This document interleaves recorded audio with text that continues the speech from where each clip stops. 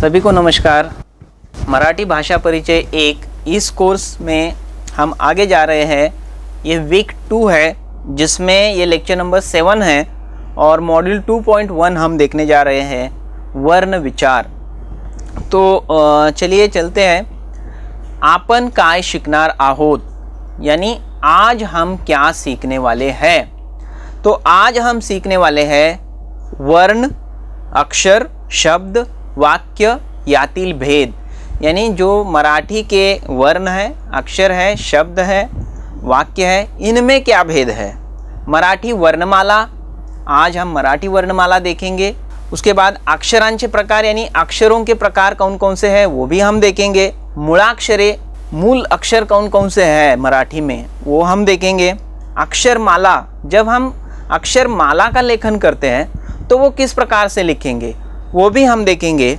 स्वरांचे प्रकार, यानी स्वरों के प्रकार कौन कौन से हैं वो हम देखेंगे। पद कौन कौन से हैं, यानी पद किसको कहा जाता है सामान्य तौर पर, वो हम देखेंगे। और वाक्य के किस प्रकार से बनता है, सिंटेक्स, वो भी हम देखेंगे। तो चलिए शुरुआत करते हैं। सबसे पहले तो एक नमूने के तौर पर, यानी एग्जाम्पल के तौर पर यहाँ पे हम पहले जान लेते हैं कि वर्ण कैसे होगा, अक्षर कैसे होगा, शब्द कैसे होगा, और वाक्य कैसे होगा और परिच्छेद कैसे होगा। हालांकि आप इसे हिंदी में जानते होंगे, लेकिन फिर भी हम मराठी के हिसाब से इसको समझने की कोशिश करते हैं। तो वर्ण जो है, जैसे हमने देखा कि यहाँ पे एक वर्ण मैंने लिया है क, तो जिसका जो पैर है वो मुड़ा हुआ आपको दिखेगा कि ये जो क मैंने वर्ण में लिखा है, तो वर्ण में हम जब लिखते हैं तो उसको लिखते हैं क और इसका पैर थोड़ा सा मुड़ा हुआ ऐसा, तो ये हो जाएगा क, वर्ण क, जिसमें अभी स्वर मिला हुआ नहीं है। तो ये कैरेक्टर हो गया, यानी ये है वर्ण। अब अक्षर कब बनेगा, तो दूसरे में जब मैंने लिखा है तो वो लिखा है क, यानी अभी उसमें स्वर मिला हुआ है, तो वो अक्षर या लेटर बन जाएगा। यानी ये जो क मैंने लिखा है उसमें क प्लस स्वर अ सम्मिलित है, तो ये अक्षर हो गया क। शब्द हम देखेंगे तो शब्द जो है, यहाँ पे मैंने एग्जाम्पल के तौर पर, नमूने के तौर पर एक शब्द लिया केदार। तो इसमें बहुत सारे अक्षर, यहाँ पे 3 अक्षर हमने लिए क, द और र, और उसमें उसको मात्राएं भी लगाई केदार। यह एक शब्द हो गया, यानी एक वर्ड हो गया। उसको अगर हम कोई प्रीफिक्स या प्रत्यय लगाते हैं, जैसे मैंने एक शब्द लिखा केदारने, तो जब मैंने केदारने लिखा तो वो एक पद हो गया भाषा शास्त्र के हिसाब से, ठीक है, तो वो एक पद बन जाता है। अब वाक्य कैसे बनेगा, फॉर एग्जाम्पल हमने एक वाक्य ले लिया केदार ने अंबा खाल्ला, यानी केदार ने आम खाया, तो ये हो गया एक सेंटेंस। तो ये बन गया एक सेंटेंस, केदार ने आम खाया। अब अगर हम किसी एक चीज के बारे में लगातार 2-4 वाक्य लिखते हैं या उसी थीम के अनुसार कोई लिखान करते हैं, तो उसका एक परिच्छेद यानी पैराग्राफ बन जाता है। जैसे यहाँ पे हम ऐसा लिख सकते हैं कि केदार ने अंबा खाल्ला, अंबा गोड़ होता, यानी केदार ने आम खाया, आम मीठा था। और भी लिख सकते हैं आम का नाम लंगड़ा था, या आंब्याचे नाव लंगड़ा होते, यानी आम का नाम लंगड़ा था। तो इस प्रकार से आप आगे बहुत सारी जानकारी दे सकते हैं। और वो जो 7-8 लाइन का, 2-4 लाइन का जो बनेगा, यानी एक वाक्य से ज़्यादा अगर आप रचनाएं करते हैं तो वो एक परिच्छेद या पैराग्राफ बन जाता है। तो ये सामान्य चीज़ हो गई। तो आगे चलते हैं हम, अब देखते हैं इस एक एक चीज़ के बारे में। तो सबसे पहले स्टार्ट करते हैं मराठी वर्णमाला। तो मराठी में वर्ण किसे कहा जाता है, तोंडावाटे निघणाऱ्या मूलध्वनींना वर्ण असे म्हणतात। जो भी हम मुंह से जो मूल ध्वनि निकलते हैं हमारी, जैसे मैं अभी बात कर रहा हूं, तो मैं जो बात कर रहा हूं तो जो मूल ध्वनि मेरे मुंह से बाहर निकल रहे हैं ये वर्ण है। हालांकि इसमें कुछ स्वर है, कुछ व्यंजन है, और व्यंजनों में स्वरों का भी मिलान हो रहा है, तो ये सब चीज़ें हम देखने ही वाले हैं। लेकिन ये जो ध्वनी है ना, ये ध्वनि हे ध्वनी हवेत विरतात व नाही से होतात, यानी ये जो ध्वनि है वो हवा में चले जाते हैं, कुछ फ्रीक्वेंसी जो है कुछ देर तक रहती है और उसके बाद वो नष्ट हो जाते हैं। नाही से होतात यानी नष्ट हो जाते हैं। तो यहाँ पे जब हम वर्णों का उच्चारण करते हैं तो मूल ध्वनि जो है उसको हम वर्ण कहते हैं और कुछ समय के बाद वो हवा में नष्ट हो जाते हैं, विरते हैं, यानी वो अदृश्य हो जाते हैं या नष्ट हो जाते हैं। एकूण वर्ण 52, मराठी में जो है कुल वर्ण जो है वो है 52, यानी 52। मराठी के कुल वर्ण है 52। जैसे कि हमने इंग्लिश में देखा कि जो कैरेक्टर्स है वो है 26, यानी ABCDEFGHIJKLMNOPQRSTUVWXYZ, ये जो 26 कैरेक्टर्स हो गई। तो मराठी में इससे दुगना कैरेक्टर्स हैं, यानी एकूण वर्ण जो है मराठी के वो 52 है। अब वर्णों के प्रकार कौन कौन से हैं? तो वर्णों के 3 प्रकार यहाँ पे हैं। एक है स्वर, दूसरा है स्वरादि और तीसरा है व्यंजन। ठीक है, तो स्वर के बारे में अगर हम देखेंगे तो स्वर जो है वो है 14, स्वरों का कुल जो है वो है 14 स्वर मराठी में है। अब इनका उच्चारण देखिए आप, अ, आ, ई, उ, रु, लू, ए, ऐ, ओ, औ। तो ये हो गए 14 स्वर। उसके साथ 2 स्वरादि भी आते हैं, वो है अम और अह, अम और अह। अब ये अनुस्वार और विसर्ग है तो इसके बारे में हम बाद में डिटेल में जानेंगे। व्यंजन जो है वो है 36 यानी 36, जिसमें मूल व्यंजन है, यानी मूल व्यंजन जो है वो है 34। तो ये मूल व्यंजन कौन कौन से हैं? तो मूल व्यंजनों का उच्चारण कैसे होगा कि क, ख, ग, घ, न, च, छ, ज, झ, न, ट, ठ, ड, ढ, न, त, थ, द, ध, न, प, फ, ब, भ, म, य, र, ल, व, श, श, स, ह, ल। और जो संयुक्त व्यंजन होंगे वो है क्ष और ज्ञ। अब ये क्ष कैसे बनता है? अगर आधा क और श यानी वर्ण क और श मिल जाता है तो उससे हमें क्ष की प्राप्ति होती है, यानी संयुक्त व्यंजन क्ष मिल जाता है। उसी प्रकार से द प्लस न प्लस य अगर हो जाता है तो उससे ज्ञ वर्ण प्राप्त होता है। तो कुल मिला के हमने देखा कि मराठी में 52 कुल वर्ण है, यानी 52 वर्ण है और उसमें 14 स्वर है और 2 स्वरादि है और 36 व्यंजन है। तो आगे चलते हैं, हम देखते हैं कि अब अक्षर, अक्षर क्या है? तो अक्षर म्हणजे पूर्ण उच्चारलेले वर्ण। अक्षर किसको कहेंगे हम? कि जिन वर्णों का हम पूरी तरह से उच्चारण करते हैं उसको हम अक्षर कहते हैं। अब हमने देखा कि जो वर्ण थे पहले जो हम बोलते थे तो हवा में जाके नष्ट हो जाते हैं, लेकिन जब हम उनको लिखते हैं, लिपिबद्ध कर देते हैं, लिहून ठेवल्यामुळे ध्वनी नाश पावत नाहीत, ते कायम राहतात।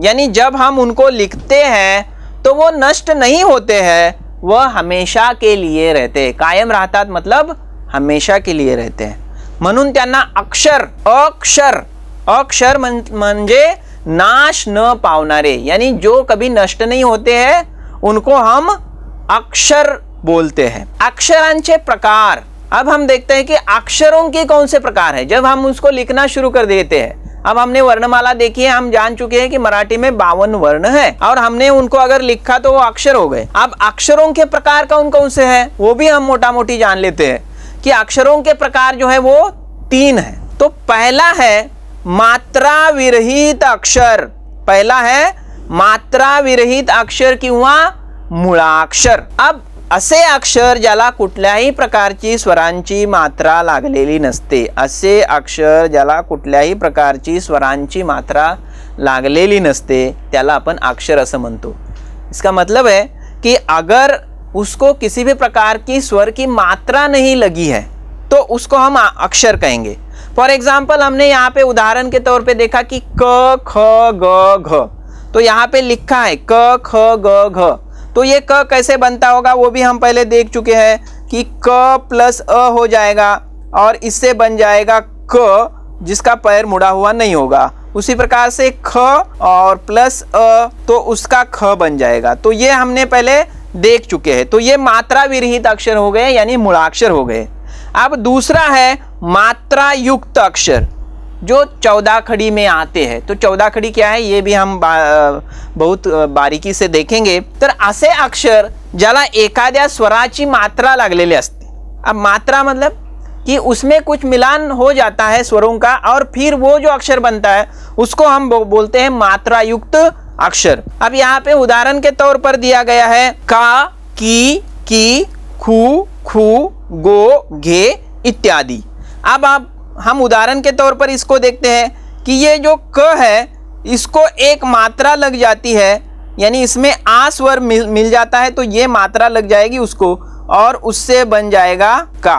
ये लाइन थोड़ी सीधी होनी चाहिए। तो ये मात्रा लगी तो वो का बन गया। अब उसी प्रकार से जब की बनना है तो की बनना है तो आधा क हो जाएगा और उसके बाद ये पूरा हो जाएगा और उसके बाद इसको ऐसा लगेगा तो फिर बन जाएगा की। उसी प्रकार से ये सभी में की ये मात्रा है, ये मात्रा है, ये उकार पहला उकार इसको बोलेंगे, ये इसको दूसरा उकार बोलेंगे, फिर ये गो का है, घे का है और इस प्रकार से मात्रा युक्त अक्षर बनते हैं। तीसरा प्रकार जो है वो है जोडाक्षर। अब जोडाक्षर किसको कहेंगे की ज्या अक्षरात 2 किंवा अधिक व्यंजने एकत्र येऊन शेवटी त्यात एक स्वर मिसळतो। ये ऐसे अक्षर जिनमें एक से ज्यादा व्यंजन आते हैं, एक साथ आते हैं और लास्ट में उसमें कोई स्वर मिल जाता है तो उसको हम बोलते हैं जोडाक्षर। अब जोडाक्षर में यहाँ पे उदाहरण लिए गए हैं प्या, घ्या, द्या। तो अब इसका क्या होगा कि जो है प आधा होगा, फिर य भी आधा होगा और फिर इसमें आ मिलेगा तो फिर इसका बन जाएगा प्या। प्या यानी पी लीजिए, तो पी लीजिए के लिए ये शब्द हो जाएगा प्या। उसी प्रकार से घ का भी, ये घ्या का भी हो जाएगा यानी घ आधा हो जाएगा प्लस य आधा हो जाएगा और उसमें आ मिल जाएगा तो फिर शब्द बन जाएगा घ्या। इसका मतलब होगा लीजिए। प्या यानी पीजिए, घ्या यानी लीजिए और द का भी इसी प्रकार से होगा कि द आधा प्लस य प्लस आ तो ये बन जाएगा द्या और इसका मतलब होगा दीजिए, पीजिए, लीजिए और दीजिए। तो ये इस प्रकार से हमने शब्द कैसे बनते हैं। अब ये जोड़ाक्षर ही बने थे तो इस जोड़ाक्षर भी यहाँ पे मीनिंगफुल थे इसलिए आपको यह बताया गया।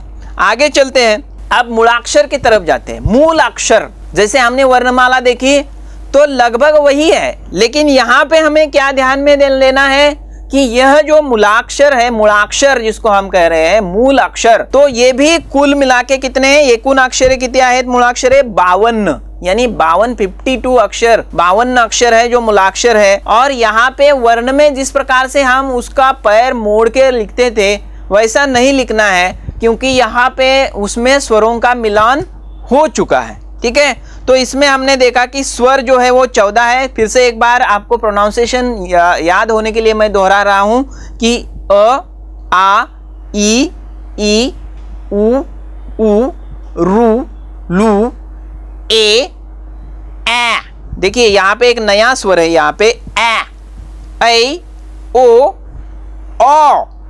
और औ। तो ये हो गए 14 स्वर। उसके बाद जो स्वरादि है वो है, स्वरादि में 2 है, एक है अनुस्वार जिसका यहाँ पे उच्चारण ऐसे होगा अम, और एक है विसर्ग जिसका उच्चारण होगा अह। ये अम है जो अनुस्वार है और अह है जो विसर्ग है। अब हमने जैसे देखा कि वर्ण व्यंजन प्लस स्वर, जो भी वर्ण व्यंजन थे तो उसमें अगर हम स्वर मिलाते हैं तो वो अक्षर बन जाता है यानी वो अक्षर व्यंजन बन जाता है। जैसे फॉर एग्जाम्पल मैंने एक क प्लस अ क ले लिया, उसी प्रकार से मैं ये भी ले सकता हूँ कि एक त ले लिया जिसका पैर मुड़ा हुआ है और उसमें मैंने अ मिला लिया, तो वो त बन जाएगा कि जो एक अक्षर बन जाएगा। यहाँ पे ये वर्ण है और यहाँ पे ये अक्षर है, क्योंकि यहाँ पे इसमें स्वर का मिलान हो चुका है। उसी प्रकार से संयुक्त व्यंजन भी है क्ष और ज्ञ, और क्ष और ज्ञ में आप देखिए कि क प्लस श प्लस अ और वो क्ष बन जाता है, और द प्लस न प्लस य प्लस अ करने के बाद फिर वो ज्ञ बन जाता है। तो इस प्रकार से हमने मूलाक्षर यानी मूल अक्षर मराठी के जो है वो देखे, जिससे हमें आगे जाके शब्द भी बनाने हैं और तथा उसी से वाक्य और फिर पूरे टेक्स्ट बनने वाले हैं।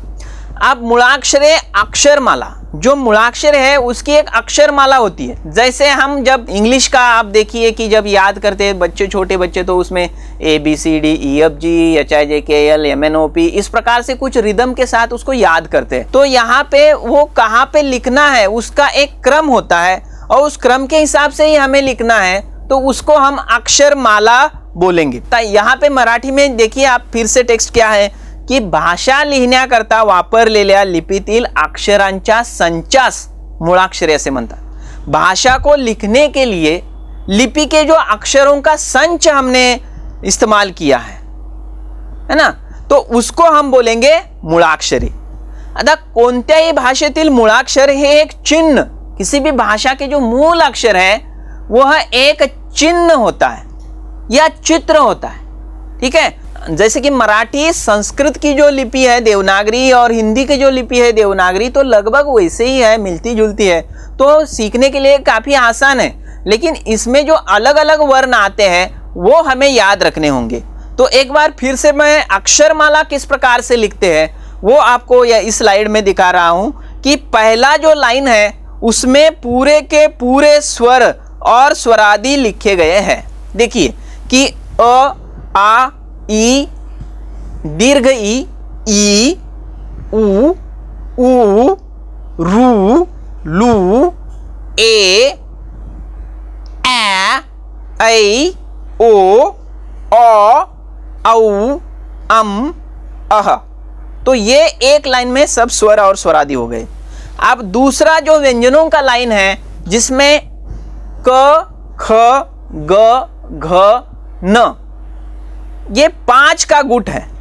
ठीक है, और इसी प्रकार के पहले जो 4 है, पहले जो 5 है उसमें 5 का गुट ही है, यानी पहले जो 25 व्यंजन है वो लगातार हमें एक के बाद 5-5 के गुट में लिखने होंगे। जैसे क, ख, ग, घ, न, च, छ, ज, झ, न, ट, ठ, ड, ढ, न, त, थ, द, ध, न, प, फ, ब, भ, म। तो ये 5-5 के गुट में। बाद में 4 का एक गुट हमने बनाना है जो है य, र, ल, व। तो य, र, ल, व 4 का गुट बन जाएगा, और उसके नीचे श, श, स, ह, ळ, ये फिर से 5 का गुट में हमें लिखना है।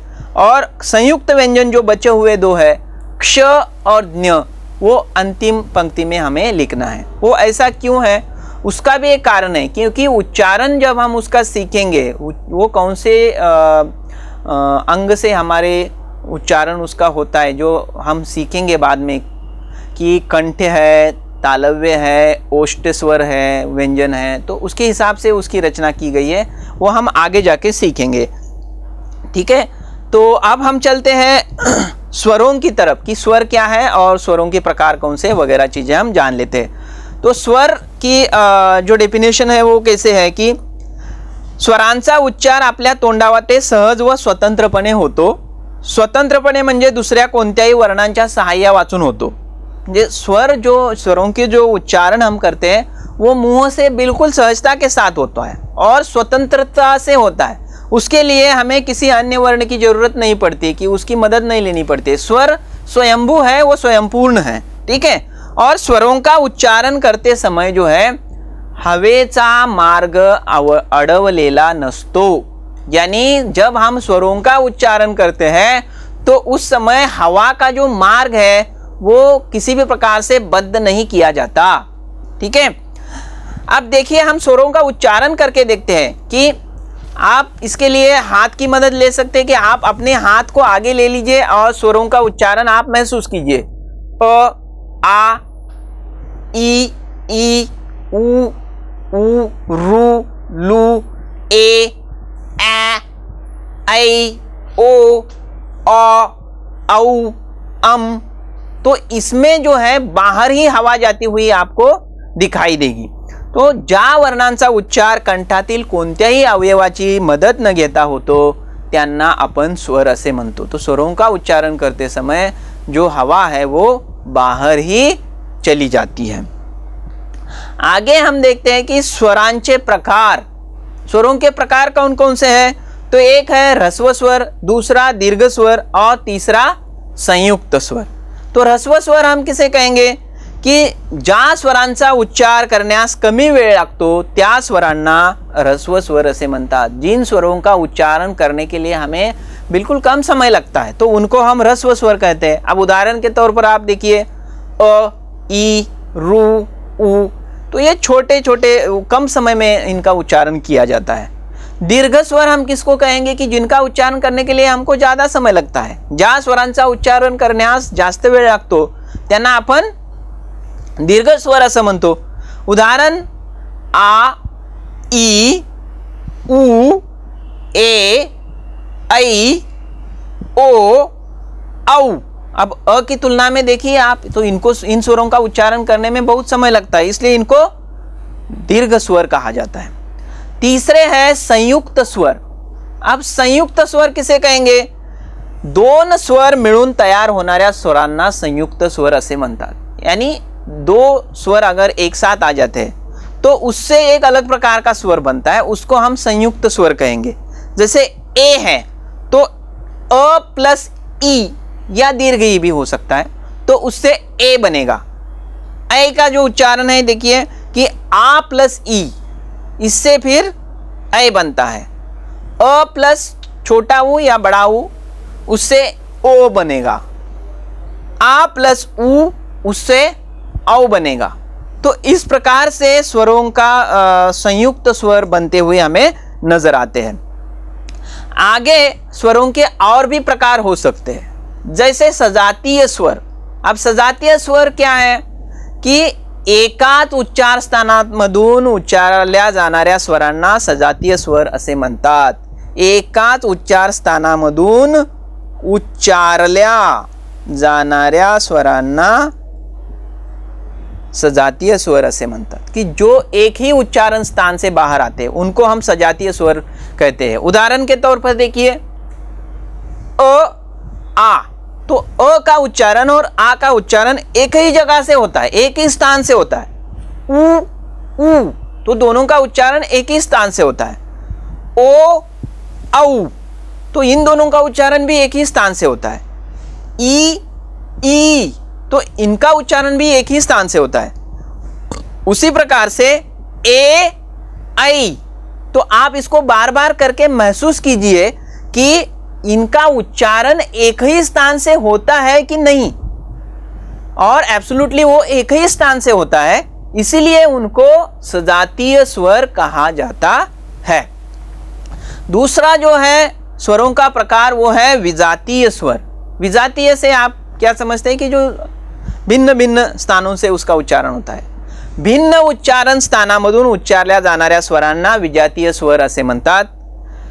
उदाहरण के तौर पर अ और ई, उ और ए, ओ और रू, तो इसमें उच्चारण अलग अलग जगहों से होता हुआ हमें दिखाई देता है, इसलिए वो विजातीय स्वर है।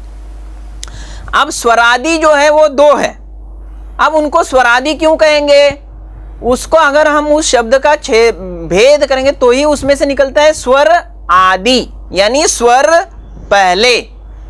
पहले आता है, इसलिए उनको स्वरादि कहा जाता है। ज्यांचा उच्चार करण्याआधी स्वर येतो त्यांना स्वरादि असे म्हणतात। ज्यांचा उच्चार करण्याआधी स्वर येतो त्यांना स्वरादि असे म्हणतात। अब स्वरादि कौन से है अम, आहा। अब स्वरादि में दो है फिर यहाँ पे, एक तो है अनुस्वार जिसको हम लाइन के ऊपर लिखेंगे, जैसे शिरोरेशा हम जानते हैं है ना। जैसे ये लाइन है तो इसके ऊपर हम एक बिंदी करेंगे तो उसको हम बोलेंगे अनुस्वार। अब फॉर एग्जाम्पल हमें कोई भी एक शब्द लिखना है तो ऐसा अनुस्वार वाला, जैसे फॉर एग्जाम्पल रंभा शब्द लिखना है तो उसके नीचे हमें र लिखना पड़ेगा, उसके ऊपर एक बिंदी देनी पड़ेगी, रंभा। तो इस प्रकार से हम उसको लिखेंगे और इसके ऊपर एक बिंदी देंगे तो ये हो गया रंभा शब्द। तो इसमें हमने अनुस्वार का इस्तेमाल किया। उसी प्रकार से विसर्ग, विसर्ग हम कैसे देंगे कि जो भी पहले शब्द लिखेंगे, जैसे फॉर एग्जांपल मैंने दुख शब्द लिखना है तो दु लिखा पहले और फिर ये दो बिंदियां दे दी और फिर ख लिखा तो दुख दुख, तो विसर्ग का हमें बीच में इस्तेमाल करना पड़ता है। तो इस प्रकार से हमने देखा कि स्वरों के प्रकार कौन कौन से हैं। लगभग 5 प्रकार हमने स्वरों के देखे। 5 प्रकार से उनका हम कैटेगराइजेशन कर सकते हैं। और स्वरादि कैसे लिखना है, अनुस्वार का लेखन कैसे करना है, विसर्ग का लेखन कैसे करना है, वो भी हमने देखा। अब देखते हैं पद। वाक्यात वापरताना शब्दाच्या मूळ रूपात बदल होऊन शब्दाचे जे रूप तयार होते त्याला पद असे म्हणतात।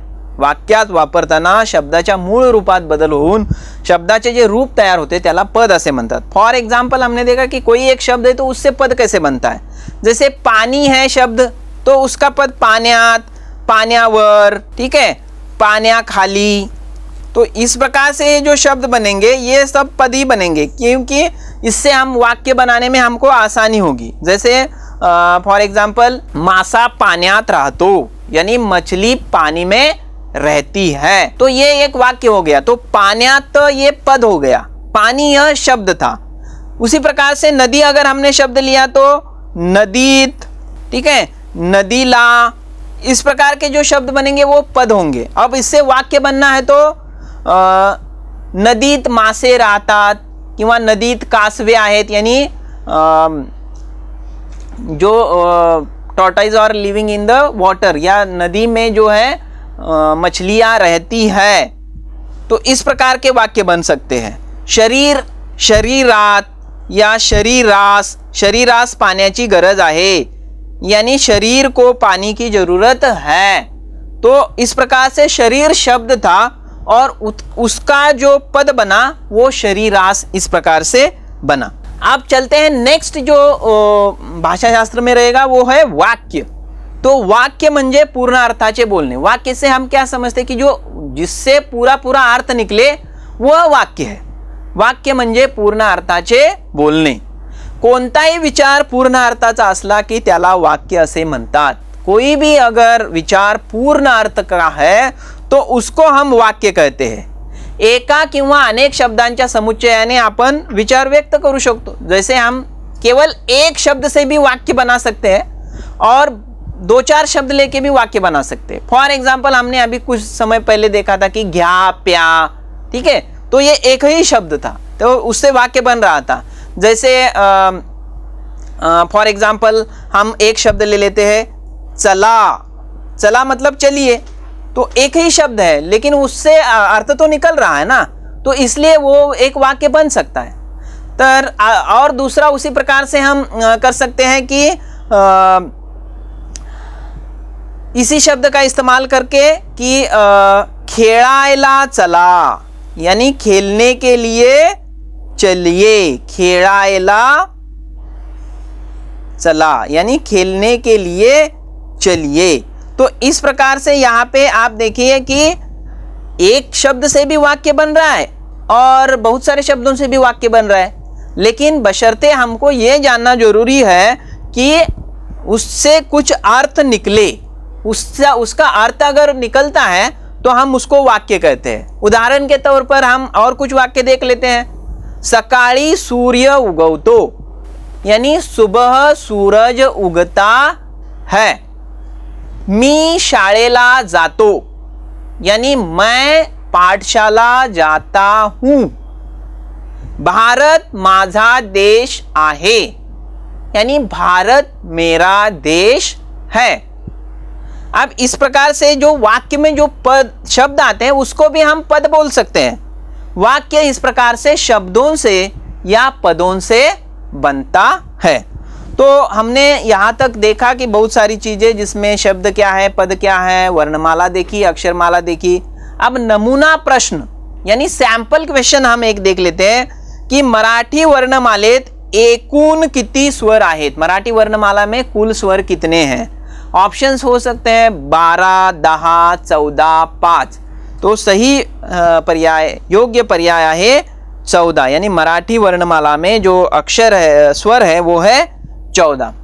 अब थिंकिंग एक्टिविटी के लिए आपको एक चीज यहाँ पे दी जा रही है कि खालील शब्दांपासून वाक्य तैयार करा, यानी नीचे कुछ शब्द दिए गए हैं, उससे आपको वाक्य बनाने हैं। उसमें एक है तुमचे किंवा आपले नाव, यानी आपका नाम। तो इसका वाक्य कैसे बनेगा? माझे नाव, अब मैं मेरा नाम बताता हूं तो माझे नाव संदीप आहे। तो यहां पे क्रियापद भी मैंने लगाया, माझे नाव संदीप आहे और फुल स्टॉप। तो ये हो गया एक वाक्य। आपका पता यानी तुमचा किंवा आपला पत्ता। अब तुमचा कधी बोललं जातं आणि आपला कधी बोललं जातं? तुमचा यानी तुम्हारा, आपला यानी आपका। तो आदर के साथ जब हमें बोलना है तो आपका यानी आपला शब्द का हम इस्तेमाल करते हैं। तो जिस प्रकार से इंग्लिश का स्टाइल है कि अगर आपको एड्रेस लिखना है तो आप लिखते हैं कि एट पोस्ट समथिंग, और उसके बाद तहसील, और उसके बाद आप लिखते हैं डिस्ट्रिक्ट। तो उसी प्रकार से हिंदी में भी लिखा जाता है। तो यहाँ पे मराठी में जब लिखा जाता है तो उसको लिखा जाता है मु डॉट पो डॉट, यानी उसका ऐसे होगा मुक्काम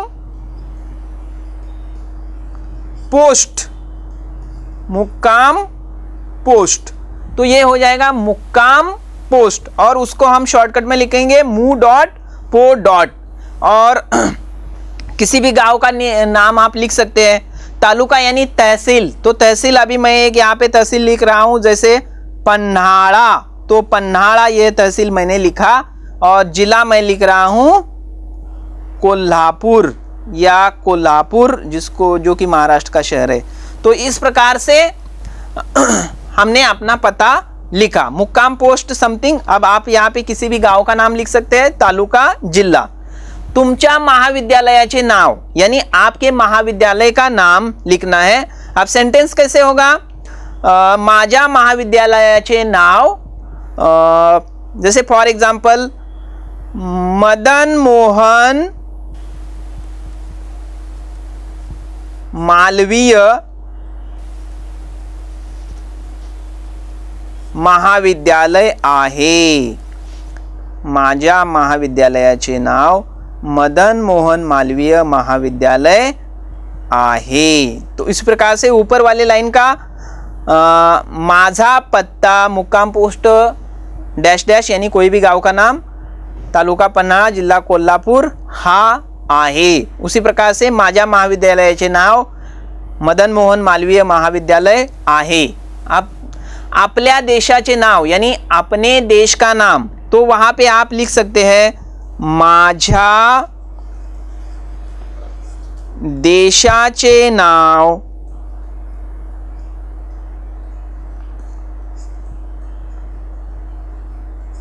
भारत हे आहे। माझ्या देशाचे नाव भारत हे आहे, किंवा भारत माझा देश आहे वगैरह। तो इस प्रकार से हम यह वाक्य तैयार कर सकते हैं। संदर्भ के लिए आप ये कुछ किताबें देख सकते हैं। और इस प्रकार से आज हमने वर्णमाला के बारे में जानकारी ली। धन्यवाद।